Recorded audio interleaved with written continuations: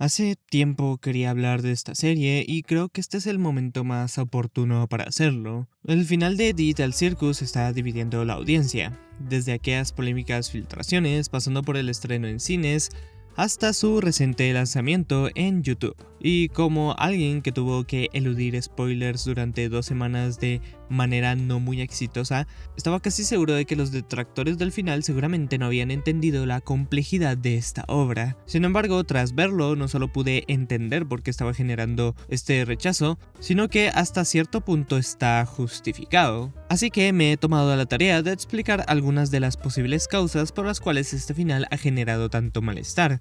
Y déjenme decirles que el mayor de los problemas recae en un solo personaje, pero hablaremos de eso luego. El primer punto a tocar es el siguiente.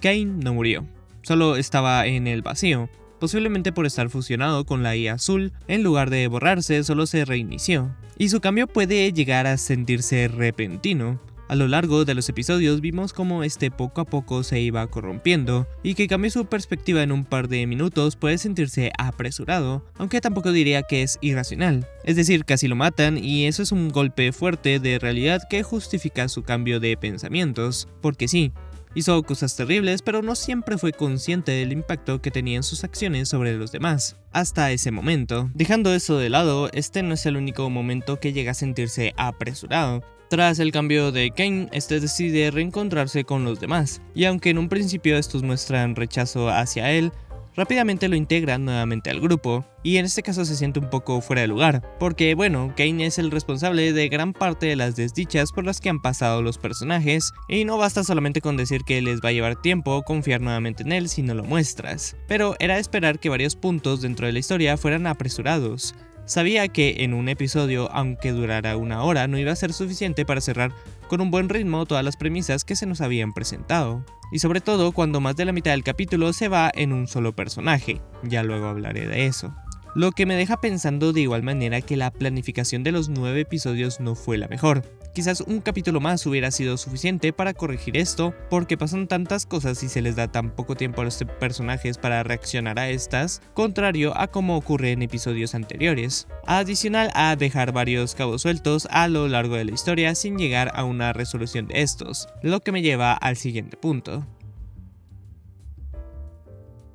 Yo vengo siguiendo la serie desde su primer capítulo, que se estrenó ya hace 2 años, y además de quedarme por los personajes, el humor y los enigmas, también se me hizo atrapante su factor de terror, que nunca llegó a ser el centro, pero que siempre estuvo presente. Desde el primer episodio con Pomni llegando al circo, y esa ansiedad que la rodeaba al estar atrapada en un lugar que cuestionaba que fuera real, o en el segundo capítulo con Gumigu descubriendo ser un NPC. Eran momentos que nos traían a la mesa planteamientos existencialistas, y yo estaba esperando el momento en que estas ideas finalmente explotaran. Sin embargo, no llegó, o bueno, llegó parcialmente. Se revela que todos son copias digitales y que las personas reales siguieron con sus vidas sin la menor idea de lo que estaba ocurriendo en aquella computadora. Una revelación fuerte que tiene muchas implicaciones, sin embargo no me gustó cómo lo abordaron.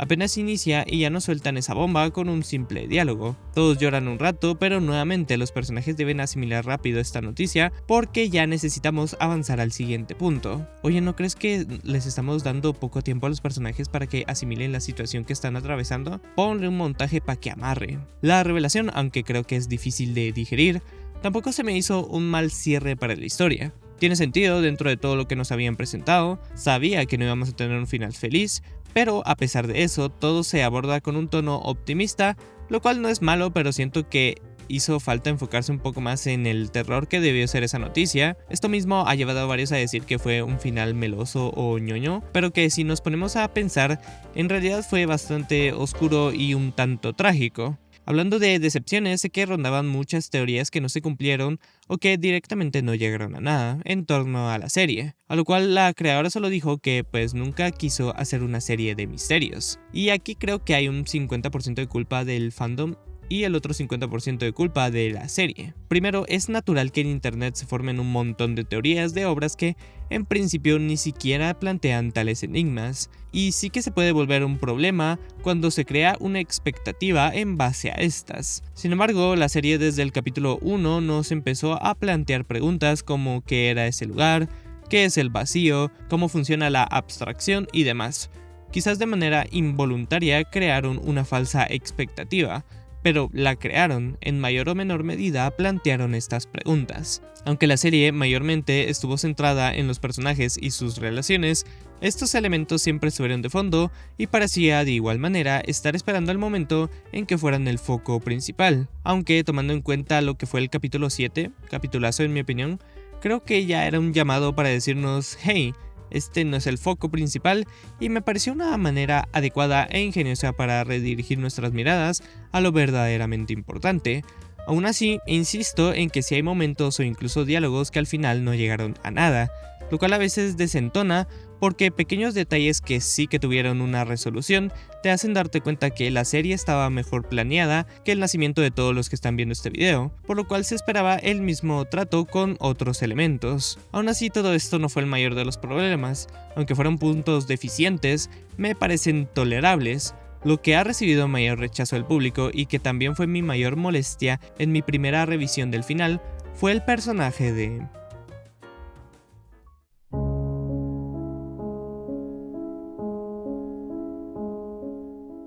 Yo, contrario a gran parte del fandom, no sentía rechazo por él.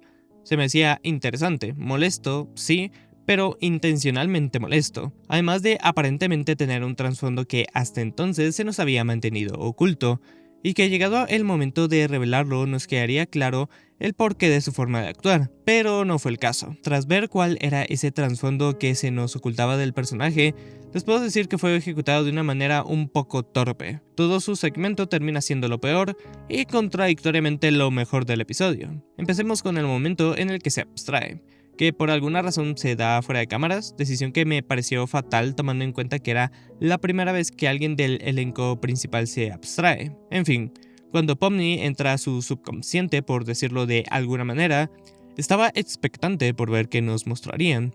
Tras un par de secuencias donde nos recalcan que Jax no tiene respeto por ninguno de los integrantes del circo, finalmente llegamos al momento de la gran revelación. Vemos cómo ha sido su vida en el circo desde su perspectiva, literalmente. Se nos muestra que tenía una relación cercana con Kofmo y principalmente Ribbit, teniendo un momento de apertura con esta última, contándole cómo era su vida antes de llegar al circo, y en resumen se podría decir que tenía una mala relación con sus padres, cuya última interacción con estos, específicamente con su madre, terminó con él dándole un empujón fuerte y sin saber si le había provocado algún daño mayor. Y este momento genuinamente me pareció lindo, cuando Ribbit le pone su moño a Jax y con esa música de fondo, en serio el soundtrack en esta parte es buenísimo, si no se percataron vuélvanlo a ver y pongan atención a la música. En fin, se me hizo sumamente enternecedor, casi lloro, cabrones. Pero lastimosamente ese momento se va a la mierda por culpa del conejo púrpura, que le da un impulso de idiotez y arroja de la forma más grosera el moño de Ribbit, en cuanto Kofmo casi los descubre en tan emotivo momento. ¿Y por qué? Porque Jax elude hablar de sus sentimientos, prefiere fingir que no siente a admitirlo porque cree que usarán eso en su contra, pero eso era una conducta que ya conocíamos de él. Entonces, ¿cuál fue el punto de todo esto? Lo único que aprendí es que Jax siempre ha sido un desgraciado y créeme que arrojar el moñito de Ribbit no me hace empatizar más con él. Estamos ante el clásico muestra, no cuentes.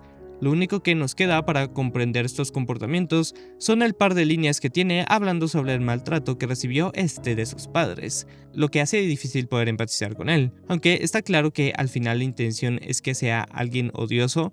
Lo que termina provocando es que su reacción se sienta irracional. No se trata de justificarlo, sino entender el porqué de su actuar. No es lo mismo un personaje odioso que un mal personaje, porque se supone que la historia de Jax es una tragedia. Su final, aunque merecido, debe dar lástima y no solo decir al chile qué bueno que se abstrajo el pinche conejo pendejo. Personalmente creo que hubiera funcionado mejor alguna situación donde Ribbit sí hubiera usado esto para sacar provecho en alguna situación X, o que se lo contara a alguien más, no necesariamente para herirlo, sino para ayudarlo, pero que aún así lo tomará a mal. Eso sí habría sido un cambio visible en el personaje. La ambigüedad no es mala a per se, pero hay que saber cuándo y cómo emplearla, porque si no lo haces de la manera correcta, se puede prestar a malinterpretaciones. Y tomando en cuenta que este es el único momento importante en todo este segmento, ya que el maltrato que le da a Rivet y Cosmos termina siendo redundante porque es como ha tratado al resto durante toda la serie, me hacen preguntarme si realmente era necesario dedicarle tanto tiempo. Todos los demás, con mucho menos, lograron tener un mejor desarrollo, mientras Jax, que absorbió gran parte de la serie, nunca terminó de funcionar, o al menos no del todo.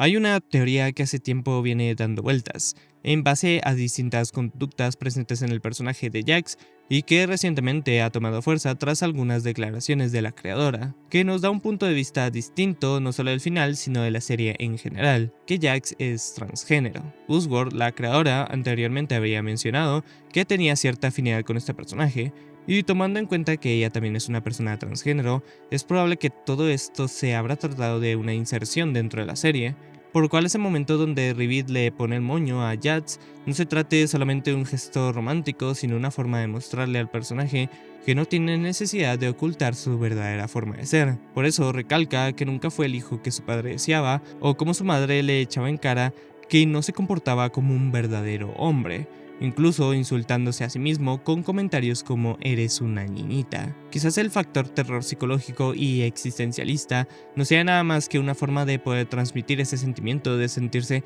atrapado en una vida que sientes que no te pertenece, donde no encajas y del cual parece que no puedes escapar. Así es, gente, todo este tiempo estuvimos presenciando la asombrosa proyectada digital. Existe un debate sobre esto, porque en la serie nunca se toca explícitamente el tema y debemos tomar en cuenta que la creadora constantemente hace comentarios bait, pero parece una visión que encaja bastante bien con la obra, aunque entender este subtexto tampoco la hace inmune a críticas.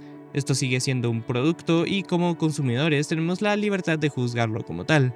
La serie nunca fue perfecta, sin embargo este capítulo sí siento que desentona bastante con el resto de la serie. Está claro que este proyecto quizás creció más de lo que debería. No sería la primera vez que una obra supera a su autor. Usword es alguien que sin duda no ha sabido manejar de la mejor manera el reconocimiento que ha obtenido y muy probablemente esto terminó de influir en más de una ocasión en la producción. Aún así, aunque no es perfecta, creo que vale la pena voltearla a ver, y solo nos queda disfrutar de lo bueno y aprender de sus errores. Como últimas conjeturas, creo que hay que tener claro para quién escribes una historia, qué propósito tienes con esta, porque no es malo involucrar temas personales, al contrario, esto es lo que muchas veces hará que la gente conecte con la historia y dote a esta misma de un alma. Pero también, si las ideas no son ejecutadas de la forma correcta, podrías generar el efecto contrario. Aún así, a pesar de que mis primeras impresiones no fueron muy favorables, una vez te desligas de las expectativas, puedes ver que siempre hubo una intención clara detrás de todo este proyecto, y te das cuenta que es un final quizás no perfecto, pero bastante coherente. Incluso a pesar de mi rechazo inicial, creo que Jax sigue siendo un personaje interesante. Es decir, irónicamente, el cabrón absorbió gran parte de mi video, al igual que la serie. Es probable que esa ambigüedad dentro del mismo lo haga tan atrapante y ha hecho que tantos sientan aprecio como rechazo por él, aunque dejemos en claro que el tipo tiene actitudes fatales que no debemos replicar ni buscar en otras personas. ¿Y de qué trató Digital Circus? Pues trató de decirnos que no vas a poder ayudar a todos, sobre todo si no quieren que los ayudes, y que aunque la vida a veces se sienta estancada, aún vale la pena seguir, y tú, y solo tú, puedes darle un propósito a tu vida.